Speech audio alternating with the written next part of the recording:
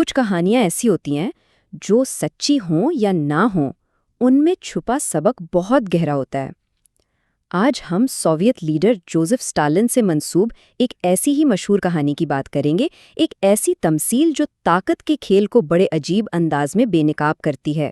تو سوال یہ پیدا ہوتا ہے کہ آخر ایک ڈکٹیٹر اور ایک بے بس مرغی کی کہانی ہمیں طاقت، کنٹرول اور انسانی نفسیات کے بارے میں کیا بتا سکتی ہے؟ آئیے اس کہانی کی گہرائی میں اترتے ہیں۔ کہانی کا آغاز ہوتا ہے ایک بہت ہی عجیب و غریب مظاہرے سے۔ یہ ایک ایسا منظر ہے جو نہ صرف وہاں موجود لوگوں کو حیران کر دیتا ہے بلکہ طاقت کی نفسیات کو سمجھنے کے لیے ایک بنیاد فراہم کرتا ہے۔ ذرا تصور کیجئے، سوویت پارلیمنٹ کا ایک بہت اہم اجلاس چل رہا ہے، ہر طرف سنجیدگی کا ماحول ہے، اور اچانک ملک کا سب سے طاقتور شخص جوزف اسٹالن ہاتھ میں ایک زندہ مرغی پکڑے کمرے میں داخل ہوتا ہے۔ ظاہر ہے یہ منظر اتنا غیر متوقع تھا کہ کمرے میں موجود ہر شخص کی نظریں بس اسی پر جم گئیں۔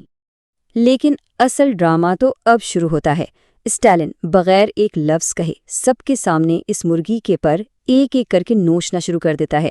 مرغی کی تکلیف دہ چیخیں پورے کمرے میں گونجتی ہیں، لیکن وہ بے رحمی سے اپنا کام کرتا رہتا ہے جب تک کہ وہ بے بس جانور بالکل بے پر بال نہیں ہو جاتا، اور پھر وہ اسے بے دردی سے فرش پر پھینک دیتا ہے۔ یہ صرف ظلم نہیں تھا، یہ ایک سبق تھا جو وہ سب کو سکھانے والا تھا۔ یہاں تک تو یہ ایک ظلم کی کہانی لگتی ہے نا؟ لیکن اب کہانی کا وہ حصہ آتا ہے جو سب سے زیادہ چونکا دینے والا اور سبق آموز ہے، یعنی اذیت اور اطاعت کا یہ عجیب رشتہ۔ ایک مظلوم اپنے ظالم کے ساتھ کیسا سلوک کرتا ہے؟ مرغی فرش پر تکلیف سے تڑپ رہی ہے، سب یہی سوچ رہے ہیں کہ اب آگے کیا ہوگا۔ تبھی اسٹالن بڑے سکون سے اپنی جیب میں ہاتھ ڈالتا ہے اور کچھ اناج کے دانے نکالتا ہے۔ یہ ایک چھوٹا سا عمل کہانی کا رخ پوری طرح بدل دیتا ہے۔ اور پھر وہ ہوتا ہے جس کی کسی کو بالکل بھی توقع نہیں تھی۔ وہی مرغی جسے کچھ لمحے پہلے اتنی اذیت دی گئی تھی، اپنی ساری تکلیف بھول کر لنگڑاتی ہوئی اسٹالن کے پیچھے پیچھے چلنے لگتی ہے۔ وہ ان چند دانوں کے لیے اسی شخص کی پیروکار بن جاتی ہے جس نے اس سے سب کچھ چھین لیا تھا۔ یہ منظر واقعی ناقابل یقین تھا۔ یہیں پر آ کر کہانی کا سب سے بڑا اور شاید سب سے اہم تضاد سامنے آتا ہے۔ ایک طرف ہے اذیت دینے والا جس نے سب کچھ چھین لیا، اور دوسری طرف ہے وہ مظلوم جو چند دانوں کی خاطر اسی ظالم کے پیچھے چل پڑا ہے۔ یہ تعلق ہی اس تمثیل کا اصل مرکز ہے۔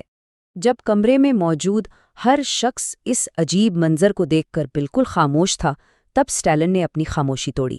اس نے اس پورے مظاہرے کو ایک طاقتور سیاسی سبق میں بدل دیا اور سب کو بتایا کہ اس تمثیل کا اصل مطلب کیا ہے۔ کہا جاتا ہے کہ اسٹالن نے اپنے ساتھیوں کی طرف دیکھ کر کہا، لوگ بالکل اس مرغی کی طرح ہوتے ہیں، ان سے ان کا سب کچھ چھین لو، انہیں اتنا کمزور اور محتاج کر دو کہ وہ تمہارے بغیر جی نہ سکیں، پھر انہیں تھوڑی سی خوراک، تھوڑے سے فائدے دو، اور دیکھو وہ کیسے تمہارے پیچھے چلتے ہیں، تمہیں اپنا نجات دہندہ مان کر۔ تو چلیں اس تمثیل کو ذرا کھول کر دیکھتے ہیں۔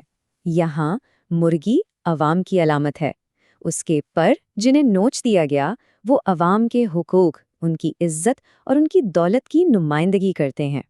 وہ جو اناج کے دانے ہیں وہ دراصل وہ معمولی فائدے یا خیرات ہیں جو عوام کو قابو میں رکھنے کے لیے دیے جاتے ہیں، اور حکمران وہ جابرانہ نظام ہے جو یہ سب کچھ کرتا ہے۔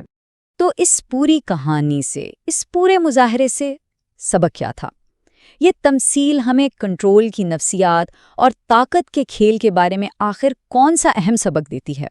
آئیے اس کے حتمی پیغام پر غور کرتے ہیں۔ دیکھیں، اس کہانی کا سبق بہت سیدھا اور سچ پوچھے تو کافی خوفناک ہے کہ عوام پر قابو پانے کا سب سے مؤثر طریقہ یہ ہے کہ پہلے انہیں ہر چیز سے محروم کر دو اور پھر انہیں زندہ رہنے کے لیے خود پر منحصر بنا دو۔ جب لوگوں کی بقا کا انحصار ہی ظالم پر ہو تو مظلوم اپنی محرومی بھول جاتا ہے اور اطاعت کو ہی اپنی قسمت سمجھ لیتا ہے۔ تو آخر میں یہ کہانی ہمیں ایک بڑے سوال کے ساتھ چھوڑ جاتی ہے کہ طاقت اور انحصار کا یہ کھیل آج بھی دنیا میں کہاں کہاں کھیلا جا رہا ہے، اور جب اطاعت اور مجبوری کے درمیان کی لکیر مٹ جائے تو آزادی کا اصل مطلب کیا رہ جاتا ہے؟